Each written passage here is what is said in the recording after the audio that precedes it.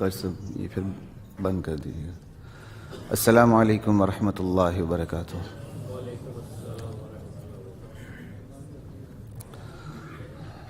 ان الحمد للہ نحمده ونستعینه ونستغفره ونؤمن به ونتوکل علیہ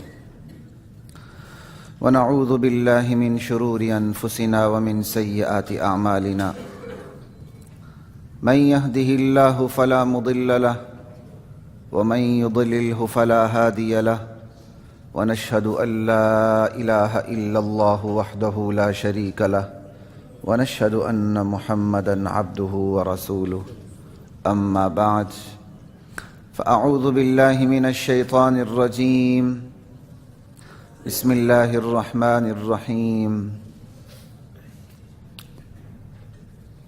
لقد كان لكم في رسول الله أسوة حسنة صدق الله مولانا العظيم۔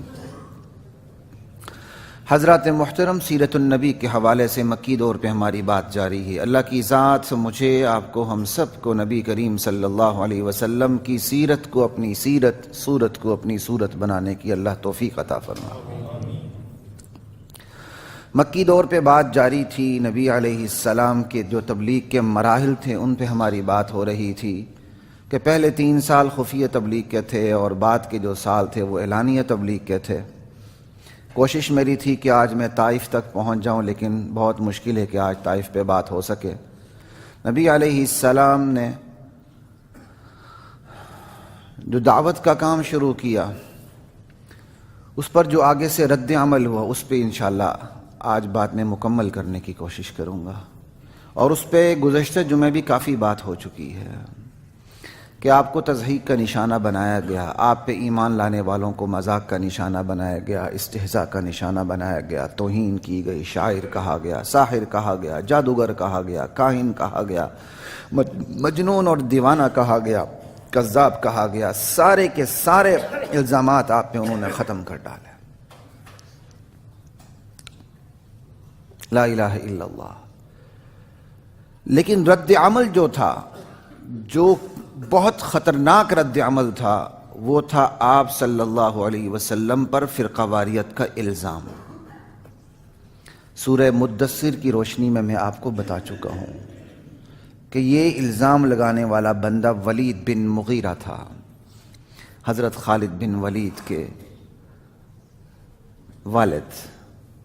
اور سورہ مدثر کی آیات جو بعد میں اتری ہیں وہ انہی کے بارے میں۔ انہ فکر وقدر فقتل کیف قدر ثم قتل کیف قدر۔ اللہ کی مار اس ولید بن مغیرہ پہ کیسی عجیب بات بنا ڈالی میرے نبی کے بارے میں کہ میرے نبی نے فرقہ واریت ڈال دی، میرے نبی نے لڑا دیا، میرا نبی سبب بنا ہے باپ بیٹے کے درمیان جدائی کا، ماں بہن کے درمیان، باپ بیٹی کے درمیان جدائی کا، میاں بیوی کے درمیان جدائی کا۔ یہ خود سبب بنے ہیں، انہوں نے حقانیت کا انکار کیا، بلوہ پڑ گیا۔ لا الہ الا اللہ۔ یہی دوسری حدیث میں موجود ہے کہ وَلَمْ تَحْكُمْ أَئِمَّتُهُمْ بِكِتَابِ اللَّهِ وَيَتَحَيَّرُوا فِي مَا أَنزَلَ اللَّهُ إِلَّا جَعَلَ اللَّهُ بَأْسَهُمْ بَيْنَهُمْ۔ جب قوم کا با اختیار طبقہ کتاب و سنت کی روشنی میں فیصلے کرنا چھوڑ دے گا، اللہ عوام میں بلوہ ڈال دیں گے، فساد ڈال دیں گے، غارت گری ڈال دیں گے۔ غارت گری کی وجہ دین نہیں، دین کے سب سے بڑے داعی نہیں ہیں، غارت گری کی وجہ خود عوام ہیں جو حقانیت کو قبول کرنے کے لیے تیار نہیں ہوتے۔ آج بھی یہی ہے۔ آپ کسی بھی محاذ پہ کام کریں صحیح طریقے سے، اس محاذ سے متعلقہ الزام آپ پہ لگے گا۔ فکری محاذ پہ، نظریاتی محاذ پہ آپ جب کام کریں گے تو آپ پہ جو لگے گا الزام وہ فرقہ واریت ہی کا لگے گا۔ میں یہ نہیں کہتا کہ فرقہ واریت کے الزام غلط ہے، بہتوں پر صحیح بھی آتا ہے، لیکن سچوں پر بھی جو کارگر الزام لگتا ہے وہ فرقہ واریت کا لگتا ہے۔ سچوں پر بھی جو کارگر الزام لگتا ہے وہ فرقہ واریت کا لگتا ہے۔ نبی علیہ السلام پہ جو کارگر الزام لگا وہ فرقہ واریت کا تھا، اور تمام لوگ اس پر متفق ہو گئے تھے کہ ہم یہی بات پھیلائیں گے، اور باقاعدہ وہ دکھاتے تھے، دیکھو جی باپ بیٹے ایک دوسرے کے خلاف کھڑے ہو رہے ہیں، میاں بیوی ایک دوسرے کے سامنے آ چکے ہیں۔ اور انشاءاللہ جب ہم مدنی دور میں پہنچیں گے تو وہاں بات بھی ہوگی کہ غزوات میں کون آمنے سامنے ہوتے تھے۔ غزوات میں کوئی پاک انڈیا کی ہندو مسلم سامنے نہیں ہوتے تھے، بلڈ ریلیشن ایک دوسرے کے سامنے تھے، خونی رشتے ایک دوسرے کے سامنے تھے۔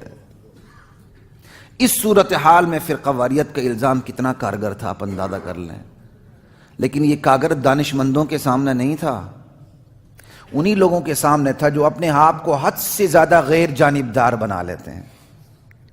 یہ غیر جانبدار بڑی عجیب ٹرم آئی ہے، کیا مطلب ہے غیر جانبداری کا؟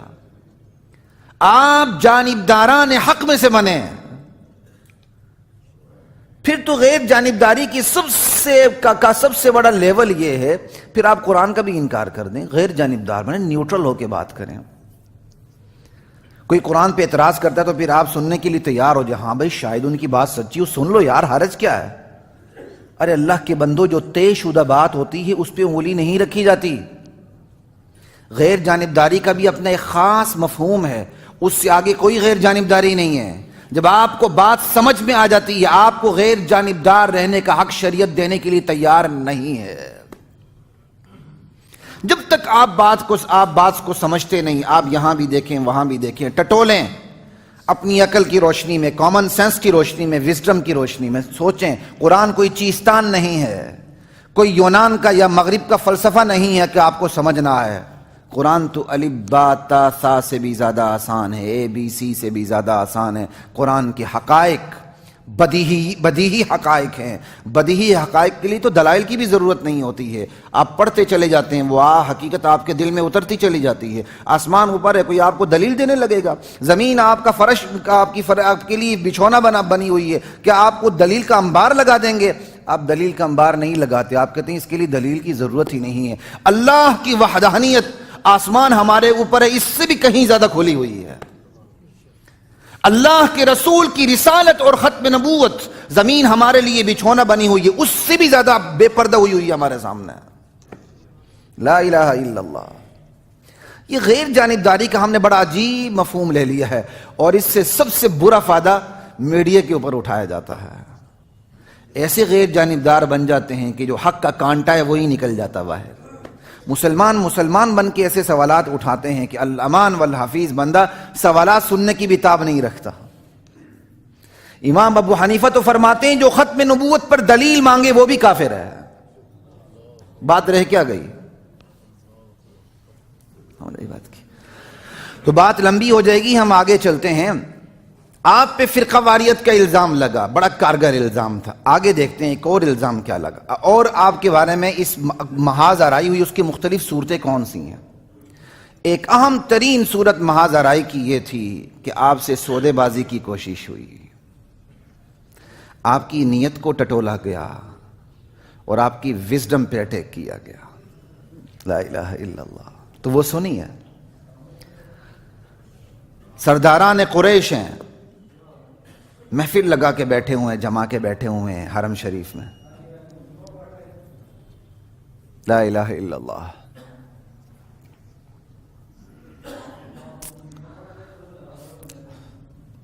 آواز نہیں آنی چاہیے یار۔ سرداران قریش ہیں، قاری صاحب یہاں آواز نہیں آ رہی، چلیں ٹھیک ہے، اوکے۔ سرداران قریش ہیں، حرم میں محفل جما کے بیٹھے ہوئے ہیں۔ عتبہ سرداران میں سے ایک سردار، اور یہ حضرت ابو سفیان کے سسر بھی تھے، سردار کے سسر۔ اللہ نے پھر حضرت ابو سفیان رضی اللہ تعالی عنہ کو ایمان کی توفیق بخش دی۔ انشاءاللہ کسی وقت حضرت ابو سفیان کی فضیلت پر بھی جمعہ ہوگا، اللہ تعالیٰ نے چاہا تو۔ اللہ کے نبی حضرت ابو سفیان کے بارے میں کیا رائے رکھتے تھے اور آج ہم کیا رائے رکھتے ہیں، اس پر بھی بات ہوگی، اللہ توفیق دے۔ لا الہ الا اللہ۔ موبائل جن حضرات کے آن ہے ذرا سوئچ آف کر دیں یا سائلنٹ پہ رکھ دیں۔ سرداران قریش بیٹھے ہوئے، محفل جمی ہوئی ہے، تو عتبہ کو اچانک خیال آیا، کہا میں بھتیجے سے بات کر لوں اگر تمہیں پسند ہو تو۔ بات کر لیتا ہوں محمد سے، وہ کیا کہتے ہیں۔ وہ الگ محفل جما کے بیٹھے ہوئے، اللہ کے نبی تنہا الگ عبادت میں مصروف ہیں حرم میں۔ کیا منظر ہے، ایک طرف سرداران قریش محفل جما کے بیٹھے ہوئے ہیں اور ایک طرف اللہ کے نبی تنہا عبادت میں مصروف ہیں۔ عتبہ کو خیال آتا ہے، کہتا ہے ذرا محمد سے بات کر لوں، اگر تمہیں پسند ہو تو جا کے بات کر لوں صلی اللہ علیہ وسلم.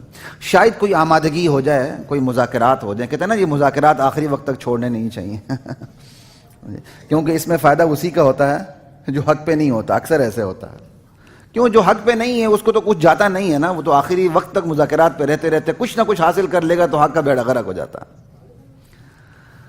لا الہ الا اللہ. کہا جی ٹھیک ہے آپ جائیں بات کریں. وہ حضور کے پاس حاضر ہوئے. کہا بھتیجے کیا ماجرا ہے؟ جب سے آیا وہ مصیبتیں کھڑی کر دی ہیں، فرقہ واریت کا بیچ بو دیا ہے، ہم آپس میں لڑ پڑے ہیں. اور یہ کب کا واقعہ ہے؟ حضرت حمزہ کے ایمان لانے کے بعد کا واقعہ ہے. کیونکہ حضرت حمزہ ایمان لایا ان کو فکر پڑ گئی. کیوں؟ حضرت حمزہ بہادران میں سے ایک بہت بڑے بہادر مشہور تھے. اور یہ بھی یاد رکھیے اللہ کے رسول کی زبان سے اسد اللہ و اسد رسولی کا جو لقب ملا ہے وہ صرف اور صرف اپنے چچا حضرت حمزہ کو آپ نے عطا کیا اور کسی کو نہیں دیا. آج اللہ کے نبی کے عطا کیے ہوئے لقب ہم دوسروں کو دیتے ہیں. اسد اللہ و اسد رسولی، اللہ کا شعر، اللہ کے رسول کا شعر. اللہ نے اپنی زبان مبارک سے یہ ایوارڈ صرف حضرت حمزہ کو عطا کر رکھا ہے. سید الشہداء حمزہ، حضرت حمزہ شہید ہوئے، ان کی لاش کا مسئلہ کیا گیا. آپ نے کہا میرے چچا سید الشہداء ہیں.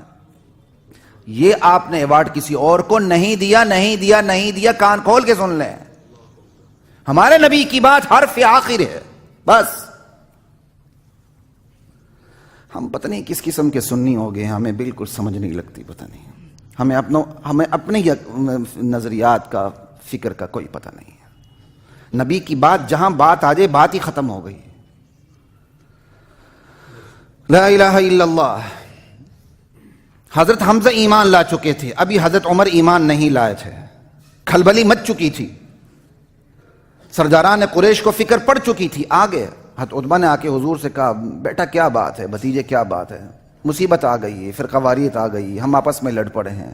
آخر تم چاہتے کیا ہو؟ اگر یہ چاہتے ہو کہ تمہارے پاس سب سے زیادہ مال و دولت ہو تو ہمیں تم اتنا مال و دولت دے دیتے ہیں کہ تم مکے کے سب سے امیر بندے بنو گے. نیت پہ حملہ ہو رہا ہے نا. کوڑا یا توڑا آج بھی چلتا ہے، ترغیب یا ترہیب. ٹھیک ہے. اگر بڑائی چاہتے ہو تو ہم تمہیں اپنا سردار بنا لیتے ہیں، تمہارے حکم کے بغیر ہمارا کوئی فیصلہ نہیں چلے گا. اگر بادشاہی چاہتے ہو تو ہم بادشاہت کریٹ کر دیتے ہیں، ہم تمہیں عرب کا بادشاہ بنا دیتے ہیں. اور اگر تم پر کوئی جن آتے ہیں، بیماری لگ گئی ہے تو اطباء کو بلا کے تمہارا علاج کروا دیتے ہیں. انا للہ و انا الیہ راجعون.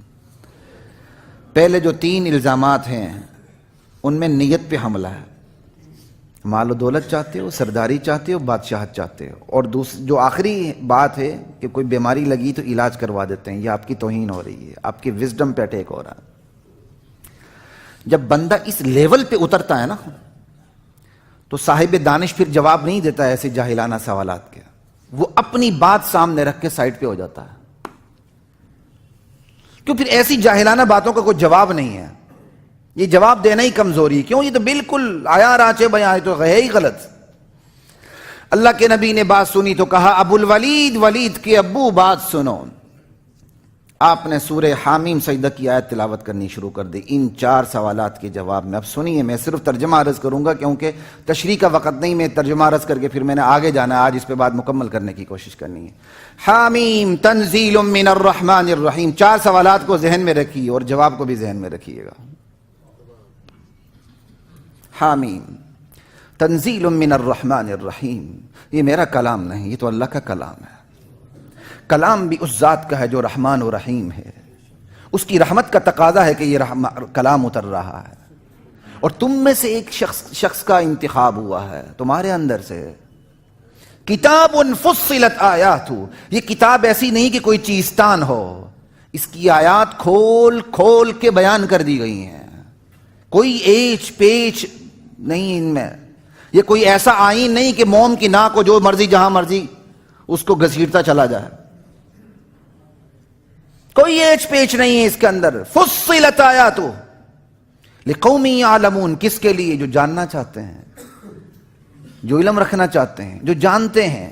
بشیرا و نذیرا، یہ کتاب خوشخبری بھی بن کے آئی ہے، ڈراوا بھی بن کے آئی ہے یہ کتاب. فاعرض اکثرهم، لیکن لوگوں کی اکثریت اس کتاب سے بدک رہی ہے. فہم لا یسمعون، اس کتاب کو سننے کے لیے تیار ہی نہیں ہے. وقالوا قلوبنا فی یکنۃ مما تدعونا الیہ، لوگ اس کتاب کو سن کے کہتے ہیں ہمارے دلوں پہ غلاف چڑھے ہوئے ہیں، ہم یہ کتاب سننے کے لیے تیار ہی نہیں ہیں. وفی آذاننا وقر، لوگ کہتے ہیں ہمارے کان بہرے ہو چکے ہیں. ومن بیننا وبینک حجاب، لوگ کہتے ہیں کہ محمد تیرے اور ہمارے درمیان حجاب آ چکا ہے، روک آ چکی ہے، ہم تیری بات سننے کے لیے تیار نہیں ہیں. فعمل اننا عاملون، تو اپنا کام کر، ہم اپنا کام کرتے ہیں. تو نے دعوت دینی دعوت دے دے، ہم تیری مخالفت کرتے رہیں گے، یا تیرا ہمارا کوئی واسطہ نہیں ہے. فعمل اننا عاملون. قل، میرے نبی آپ کہہ دیں، انما انا بشر مثلکم، ارے میں ایک انسان ہوں جیسے تم ایک انسان اور بشر ہو، لیکن میری بشریت اور تمہاری بشریت میں فرق یہ ہے، یوحا الیہ، مجھے نبی بنایا گیا، میری طرف وحی اترتی ہے براہ راست اللہ کی. افضل البشر بعد از خدا، بزرگ تو ہی قصہ مختصر. انما الہکم الہ واحد، وحی اتری کیا ہے یہ دیکھیں. وحی کا آغاز کہاں سے ہوتا ہے؟ مجھ پر یہ وحی اتری کہ تمہارا الہ، تمہارا معبود، تمہارا مشکل کشا، تمہارا حاجت روا صرف ایک اللہ ہے. الہکم الہ واحد فاستقیموا الیہ، بالکل سیدھا رخ کر لو اس اللہ کی طرف. واستغفروا، اسی سے اپنے گناہوں کی بخشش مانگو.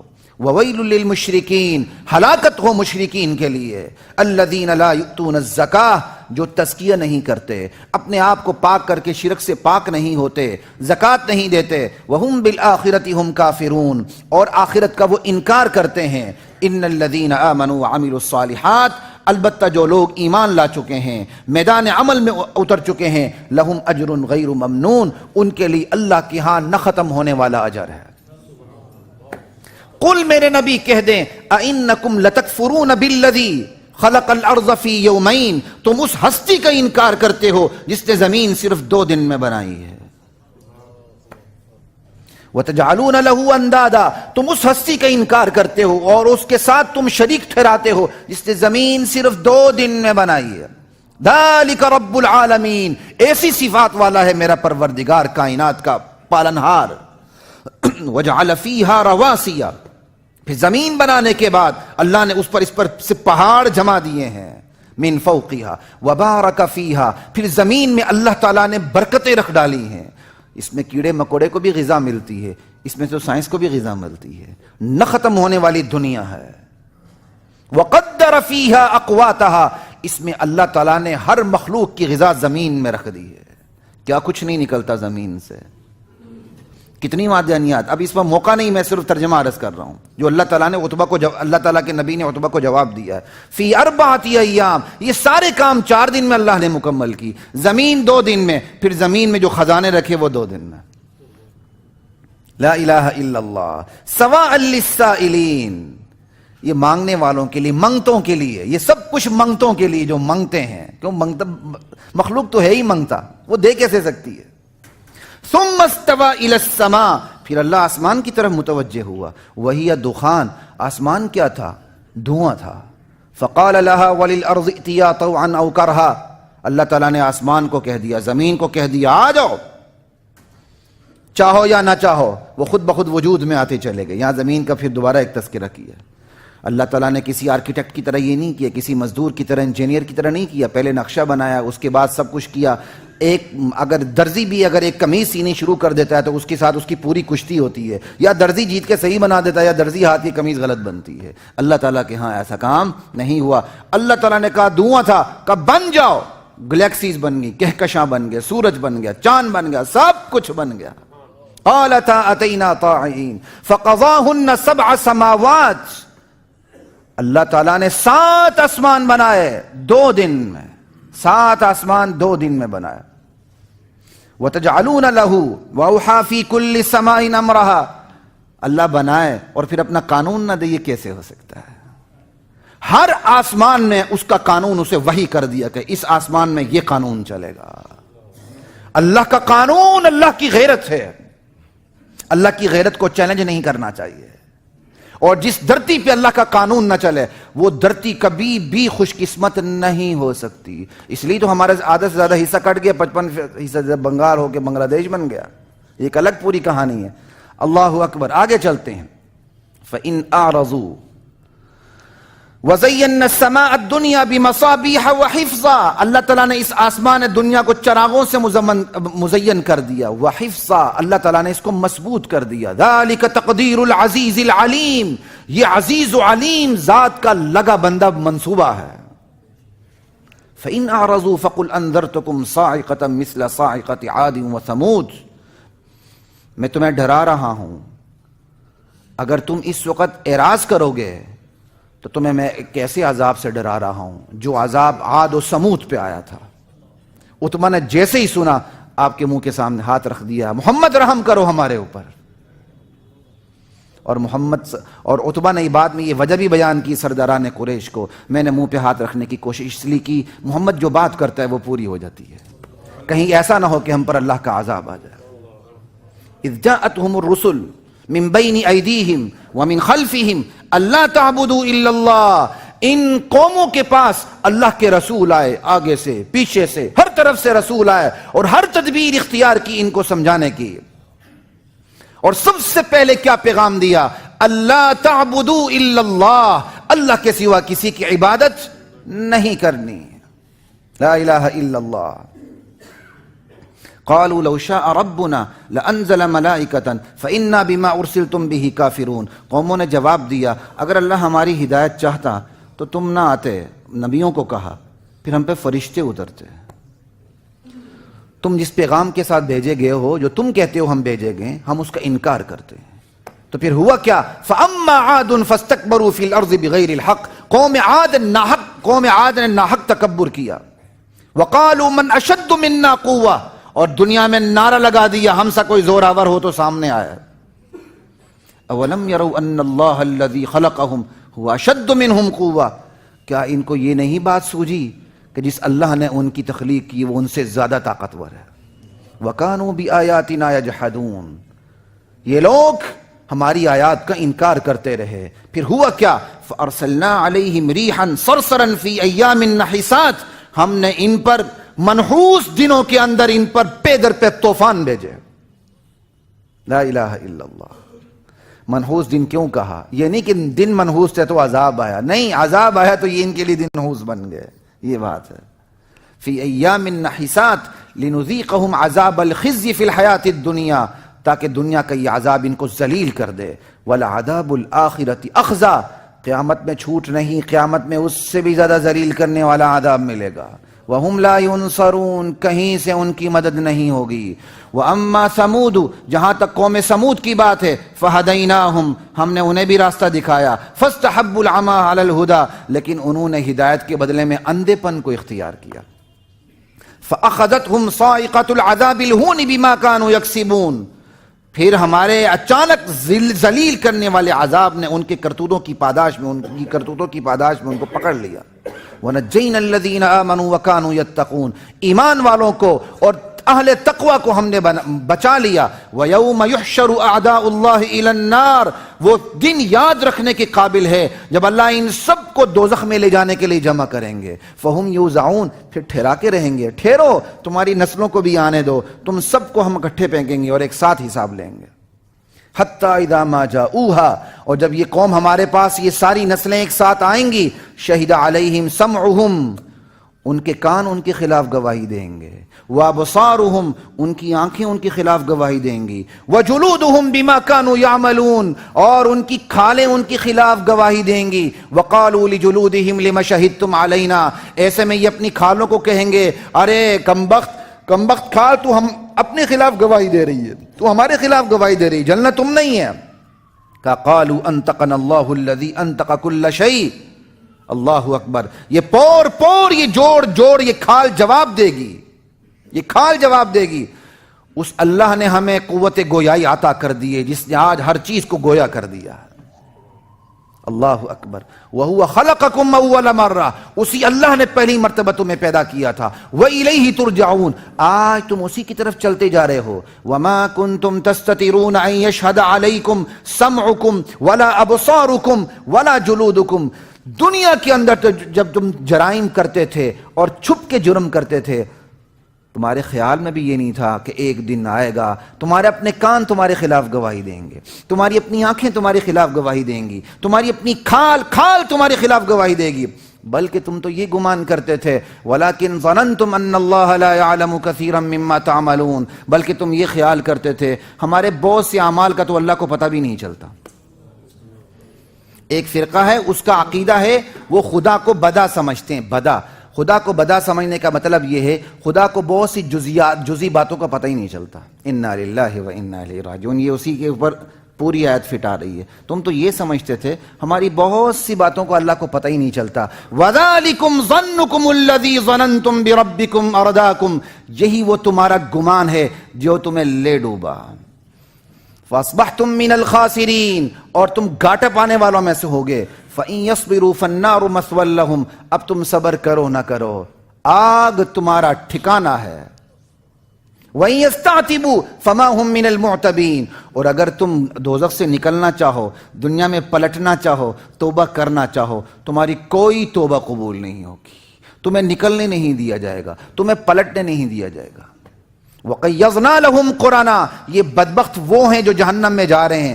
دنیا میں ان کی حالت کیا تھی؟ ہم نے ان پر ایسے ساتھی مسلط کر دیے تھے، ایسے ہم نشین مسلط کر دیے تھے. فَزَيَّنُوا لَهُم مَّا بَيْنَ أَيْدِيهِمْ وَمَا خَلْفَهُمْ، جو ان کو ہر چیز خوشنما بنا کے پیش کرتے تھے. صاحب یہ ایسے کرنا ہے، یہ ایسے کرنا ہے. بھئی آپ سود لے رہے ہیں، کیا فرق پڑتا ہے؟ معاشی حالت تو بہتر ہو رہی ہے، پوری قوم غرق ہو رہی ہے، کیا فرق پڑتا ہے؟ اگلے آئندہ 5 سال بھی ہمارے ہوں گے. یہ کرنا ہے صاحب، یہ کرنا ہی کرنا ہے یہ سارے کام. انا للہ و انا الیہ راجعون. اللہ تعالیٰ قوموں کی ایک بہت بڑی بیماری یہ بتا رہے ہیں ان آیات کے اندر. جو قومیں اللہ اور اس کے رسول کی ہدایات کو چھوڑ دیتی ہیں، اللہ انتقام کے طور پر دنیا میں ہی ایسے ہم نشین انہیں دے دیتے ہیں. وہ ہم نشین انہیں سبز باغ دکھاتے ہیں، ان کے ہر گناہ کو خوشنما بنا کے پیش کرتے ہیں. انہیں توفیق ہی نہیں ملتی کہ پھر پلٹ کے سوچیں. وَحَقَّ عَلَيْهِمُ الْقَوْلُ فِي أُمَمٍ، پھر ان کے بارے میں وہی قول چسپاں ہو جاتا ہے جو پہلی امتوں پر ہوا، چسپاں ہو گیا. وہ کیا تھا؟ اللہ کے عذاب کا. لا الہ الا اللہ انہم کانوا خاسرین. وقال الذین کفروا، یہ کافر لوگ کہتے ہیں لا تسمعوا لہذا القرآن، اس قرآن کو مت سنو. والغوا فیہ لعلکم تغلبون، جب قرآن پڑھا جائے تو خوب شور و غل کرو تاکہ تمہارا غلبہ ہو جائے اور رسول کی بات نہ چلے. فَلَنُذِيقَنَّ الَّذِينَ كَفَرُوا عَذَابًا شَدِيدًا، ہم ان کافروں کو عذاب شدید کا ذائقہ چکھائیں گے. وَلَنَجْزِيَنَّهُمْ أَسْوَأَ الَّذِي كَانُوا يَعْمَلُونَ، ان کے برے اعمال کا بدلہ دے کے رہیں گے ہم انہیں. ذَلِكَ جَزَاءُ أَعْدَاءِ اللَّهِ النَّارِ، یہی آگ ان کا بدلہ بنے گی اللہ کے دشمنوں کا. لَهُمْ فِيهَا دَارُ الْخُلْدِ، ہمیش کے لیے اس میں رہیں گے. جزاء بما كانوا يعملون، جزاء بما كانوا بآياتنا يجحدون، ہماری آیات کے انکار کے بدلے میں ان کو یہی برا بدلہ ملے گا. وقال الذين كفروا، یہ کافر لوگ کہتے ہیں ربنا، کافر لوگ کہیں گے جہنم کے اندر ربنا، اے ہمارے پروردگار، ارنا الذین اضلانا، ہمیں ذرا ان لوگوں کو بھی ذرا دکھا دے جنہوں نے دنیا میں ہمیں گمراہ کیا تھا.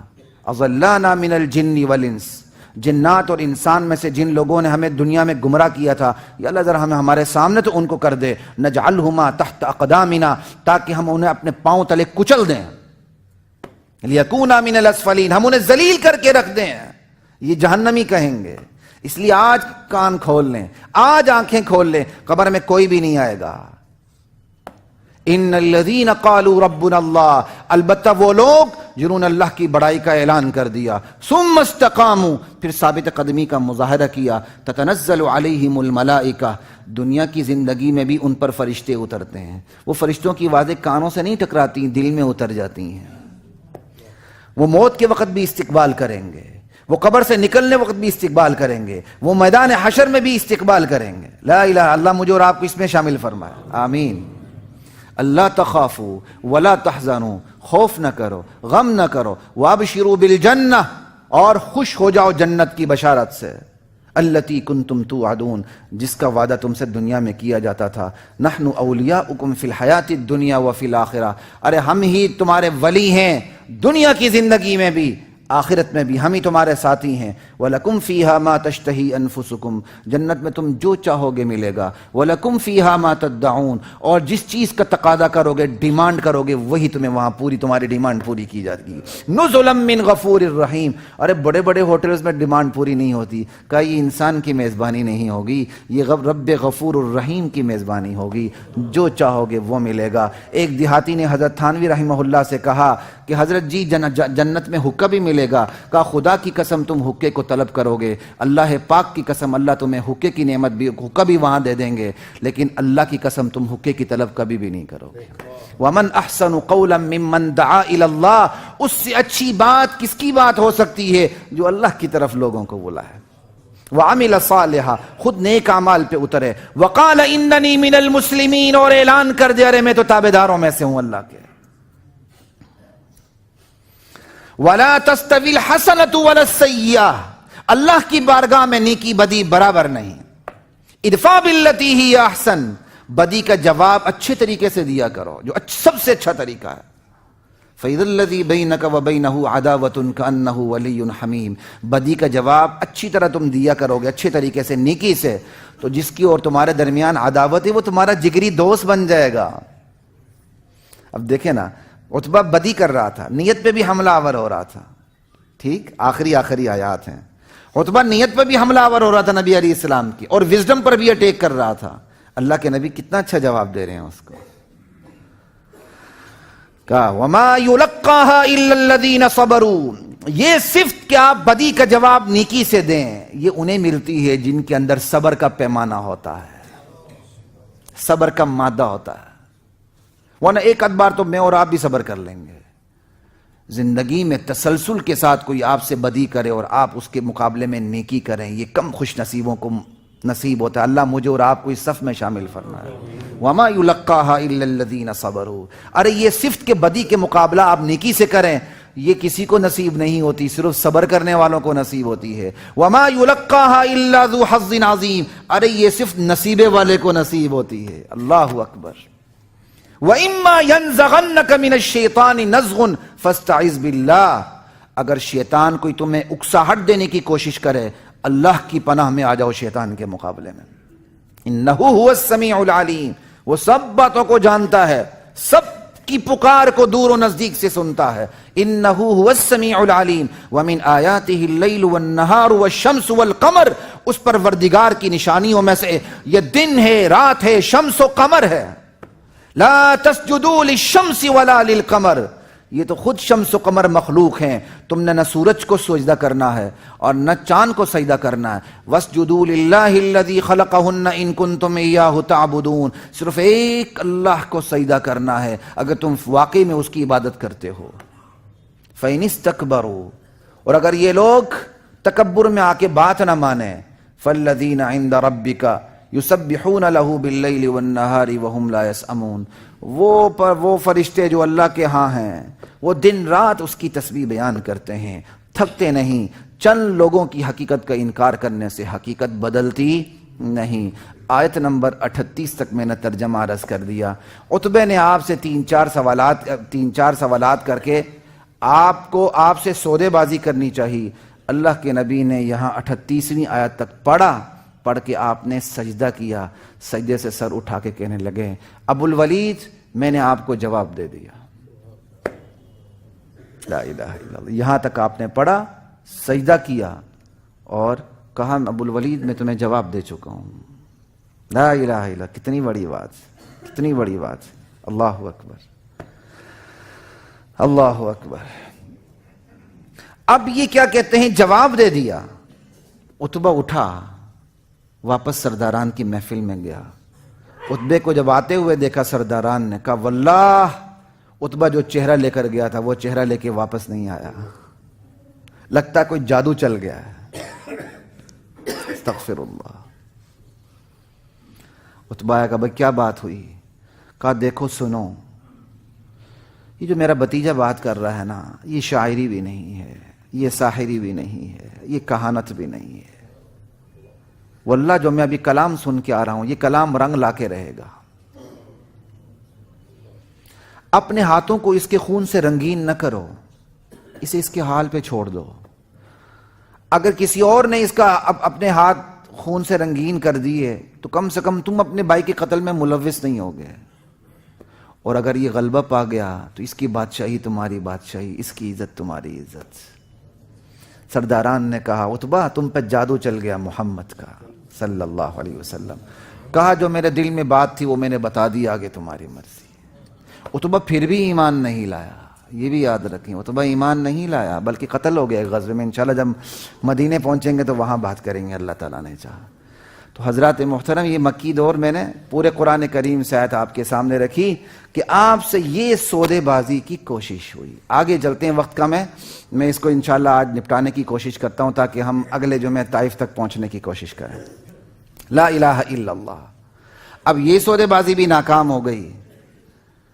تو جب سودے بازی مکمل طور پہ ناکام ہو جائے تو پھر ترمیمی ایکٹ آتا ہے، سمجھے بات؟ پھر ترمیمی آرڈیننس آتا ہے کہ یا کچھ ترمیم کر کے ادھر ادھر کر کے، ہاں جی امینڈمنٹ کر کے کوئی بات منوا لی جائے. سمجھائی بات کی؟ اس کے لیے انہوں نے باقاعدہ پوری چال چلی. کہا ائت بقرآن غیر ھذا او بدل، یہ بھی قرآن کے الفاظ ہیں. کہا محمد اس قرآن کو چھوڑ دو، کسی اور قرآن کو لے آؤ صلی اللہ علیہ وسلم. اس کی باتیں بڑی کڑوی ہیں. یا اس کے اندر امینڈمنٹ کر دو، ہماری مرضی سے کچھ ترامیم کر دو.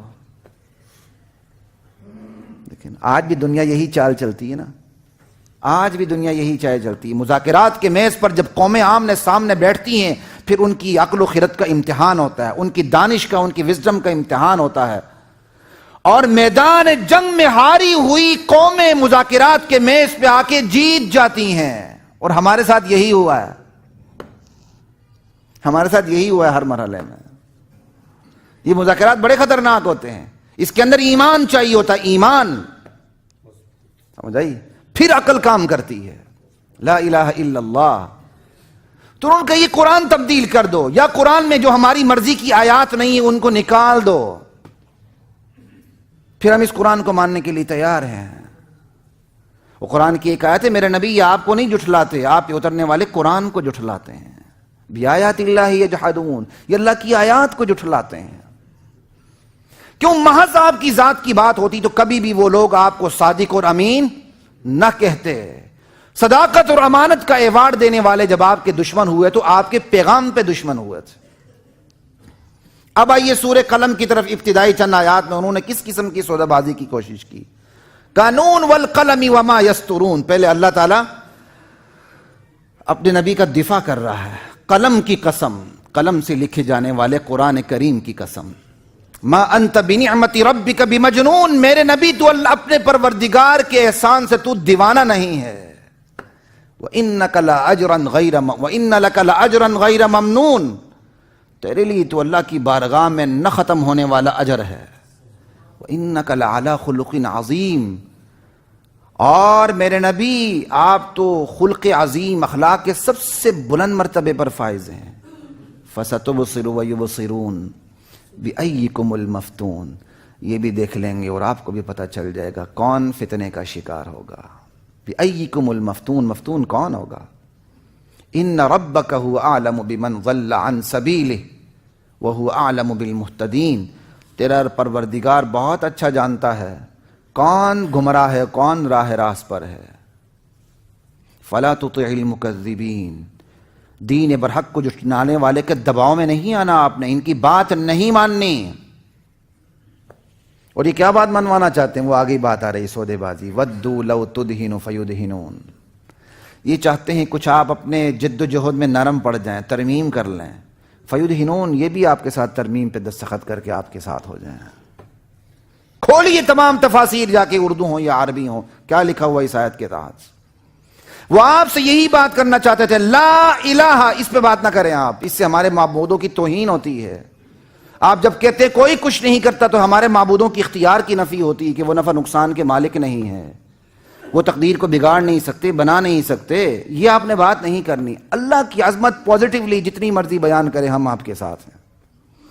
جب بھی نبی اترا ہے تو کہاں اترا ہے؟ اللہ کو ماننے والوں میں اترا ہے، دہریوں میں نبی نہیں اترا، اگرچہ نبی کی دعوت دہریوں کے لیے بھی ہے، ہمیشہ نبی اترا ہے تو اللہ کے وجود کو تسلیم کرنے والی قوم میں نبی اترا ہے۔ وَدُّوا لَوْ تُدْهِنُوا فَيُدْهِنُونَ، یہ چاہتے ہیں آپ نرم پڑ جائیں تو وہ بھی نرم پڑ جائیں۔ وَلَا تُطِعْ كُلَّ حَلَّافٍ مَّهِينٍ، آپ نے اس قسم کھانے والوں کی بات نہیں ماننی، ان بے وقت لوگوں کی بات نہیں ماننی، ہمازٍ مشاء بنمیم، یہ تانا دینے والوں کی بات نہیں ماننی، یہ چغلیاں کرنے والوں کی بات نہیں ماننی، مناع للخیر، خیر سے روکنے والوں کی بات نہیں ماننی، معتد اثیم، حد سے تجاوز کرنے والے ان گناہگاروں کی بات نہیں ماننی، عتل بعد ذلک زنیم، یہ کھا پی کے ہٹے کٹے جفاکش اور یہ جو کھا کے صفاق ہو چکے ہیں ان کی بات نہیں ماننی، اور سب سے بڑھ کر یہ ہے کہ یہ سب سے آگے ہو رہا ہے، سب سے بڑا بے اصل ہے، یہ ولد الزنا ہے۔ لا الہ الا اللہ، اتنا بڑا قرآن نے اعلان کر دیا۔ یہ کون ہے اس کے بارے میں مختلف روایات ہیں، یہ اب تفصیل کا موقع نہیں ہے، یہاں تک بات کا خبردار ان کی بات نہیں ماننی۔ حضرات محترم یہ دیکھیں، میری وزڈم بھی یہی کہتی ہے، آپ کی وزڈم بھی یہی کہتی ہے، ابتدائے اسلام میں کہیں نہ کہیں مذاکرات ہوتے، آپ صرف اللہ کی بڑائی بیان کرتے اور اللہ کے غیر کی نفی نہ کرتے تو شاید آہستہ آہستہ معاشرہ سنورتا چلا جاتا، لیکن اللہ کی حکمت نے اس کا انکار کر دیا کہ نہیں، ان کی بات نہیں ماننی۔ اسلام میں الا اللہ بعد میں ہے، لا الہ پہلے ہے، لا الہ نہ ہو تو الا اللہ کی قدر و قیمت ہی ختم ہو جاتی ہے۔ اللہ کہتا میرے پاس آنا چاہتے ہو تو لا الہ کہہ کے آؤ، سب کو چھوڑ کے میرے پاس آؤ۔ ارے ہم خالص دودھ کے بغیر گزارا نہیں کر سکتے، اب تو خیر خالص دودھ کے بغیر ہی ہم گزارا کرتے ہیں، وہ ایک الگ بات ہے، خالص دودھ پہ تو ہمارا معدہ خراب ہو جاتا ہے، وہ ایک الگ کہانی، لیکن ہم ہر چیز خالص چاہتے ہیں۔ اللہ بھی ہم سے خالص نظریہ، خالص عقیدہ، خالص وفا اللہ ہم سے چاہتے ہیں۔ تو ایک کوشش آپ کے بارے میں یہ ہوئی کہ آپ تبلیغ کے اوپر کے درجے سے ہٹ کے نیچے آ جائیں۔ جو ملک میں طاغوت پائے جاتے ہیں دھرتی پہ ان کی آپ نفی نہ کریں، لیکن اللہ نے انکار کر دیا۔ ابتدائے اسلام میں بھی اللہ کی حکمت یہی تھی، نہیں بات کرنی ہے تو فاصدع بما تؤمر واعرض عن المشرکین، لا الہ الا اللہ۔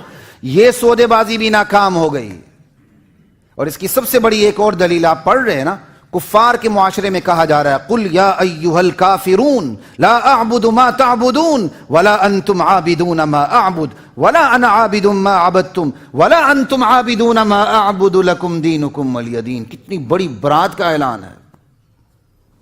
اس پہ تو پہلے بھی ایک دو بیانات ہو چکی ہیں، اب آپ اس کو سننا چاہیں تو سن لیں۔ لا الہ الا اللہ۔